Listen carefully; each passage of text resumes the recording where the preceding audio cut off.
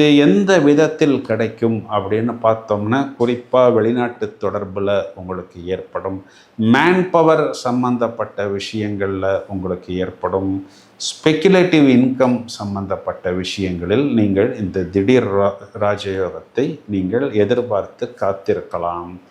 இதில் இன்னொரு பியூட்டி என்னென்னா, வருடத்தின் தொடக்கத்திலேயே உங்களுடைய தனஸ்தானாதிபதி அப்படின்னு சொல்லக்கூடிய அந்த புதன், ராசியாதிபதி அப்படின்னு சொல்லக்கூடிய சூரியன், சுகஸ்தானாதிபதி அப்படின்னு சொல்லக்கூடிய செவ்வாய், அவர்தான் பாக்யாதிபதி.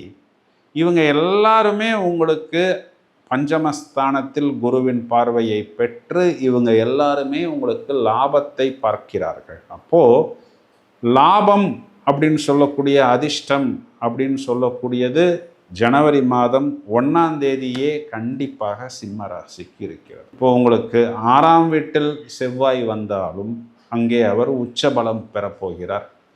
7ஆம் வீட்டில் உங்களுக்கு ராகுவின் பிடியில் இந்த கிரகங்கள் எல்லாம் அடைபட்டாலும் இந்த ராகு என்ன பண்ணுறாருன்னா, அவர் எந்த வீட்டின் ஓனரோ அதுவாகவே செயல்படுகிறார். அந்த வீட்டின் ஓனர் சாட்டர்ன், அவர் இருக்கிறது 8ஆம் வீட்டில். அப்போ இந்த ராகுவை குரு பார்க்கிறார். இந்த இடத்துலயே பார்த்தோம்னா 8ஆம் அதிபதி வீடு கொடுத்து 8ஆம் அதிபதியாக செயல்பட்டு இருக்கக்கூடிய ராகுவை பார்க்கிறார். அதாவது குரு ராகுவை பார்க்கிறார்.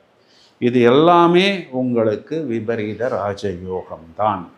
இந்த யோகம் அப்படிங்கிறது உங்களுக்கு குறிப்பாக வெளிநாட்டு தொடர்பு, வெளிநாட்டு பயணம், ப்ரிஷியஸ் மெட்டல்ஸ் போன்ற விஷயங்களில்